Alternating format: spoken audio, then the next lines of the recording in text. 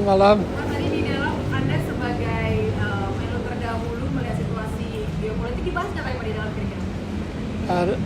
Presiden memberikan update briefing tentang berbagai perkembangan terbaru yang terjadi di dunia, khususnya berkaitan dengan yang selama ini sudah menjadi perhatian banyak di antara kita, yaitu mengenai yang paling mutakhir tentunya perkembangan perang maksud saya, atau serangan Amerika dan Israel terhadap Iran. Dan didiskusikan implikasinya apa terhadap kita, terhadap dunia. Ketika tatanan dunia sudah tidak lagi efektif dan tidak ada lagi peluang kepada negara yang menjadi korban serangan militer untuk mengadu kepada siapa, karena PBB sudah tidak berperan dan aturan atau rule based order hanya on paper, dan memang tidak ada kekuatan pemaksa, apalagi kalau itu berkaitan dengan negara-negara besar. Beliau, maksudnya Bapak Presiden, menggambarkan bagaimana kita harus menavigasi hidup kita di antara bukan hanya 2 karang, tapi sekarang beberapa karang, dan itu tidak mudah. Karena itu didiskusikan tentang implikasinya ini terhadap keseluruhan masalah keamanan dan perdamaian dunia, tapi juga potensi efek dari perang ini terhadap ekonomi dunia, khususnya yang menyangkut supply, oil, minyak, dan gas. Nah, kita berhitung semua apa efeknya terhadap kita dari sisi itu saja. Tapi juga dari sisi kalkulasi berapa lama perang ini akan berlangsung. Semula Trump mengatakan akan berapa hari, sekarang sudah bicara beberapa minggu. Tapi juga kalau misalnya Amerika akan menggelar pasukan daratnya, bisa jadi lebih panjang, dan reaksi perlawanan di sekitar negara-negara Timur Tengah juga akan membesar dan akan, karena itu perang berlangsung lama.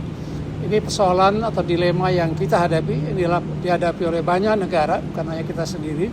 Karena itu Presiden menganggap penting untuk mengomunikasikan permasalahan-permasalahan yang dihadapi oleh pemerintah, dihadapi oleh Presiden kepada kita yang diminta datang pada malam hari ini. Tapi juga sebelumnya kita tahu kesempatan briefing oleh Presiden terhadap berbagai kelompok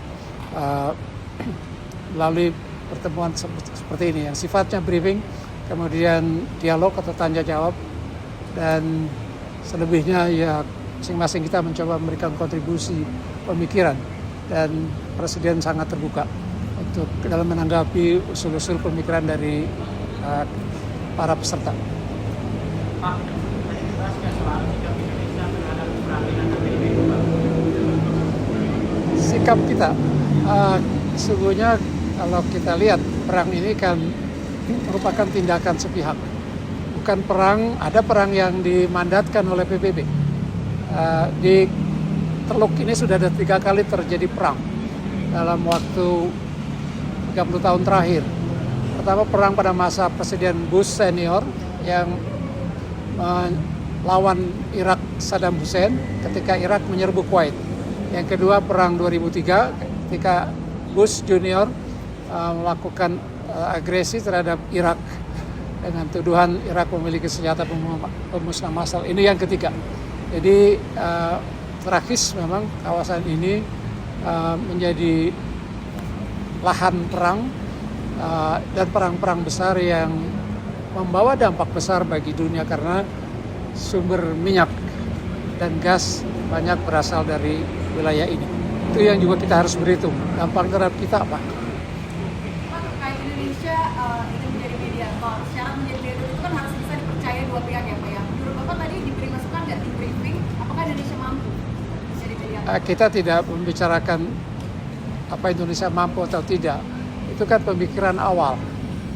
Dengan kata lain, untuk menjadi mediator kan harus juga ada penerimaan dari 2 pihak yang bertikai, dan kita belum lihat tanda-tanda itu. Posisi Indonesia di BOP masih dibahas nih Pak tadi. Di mana? Posisi Indonesia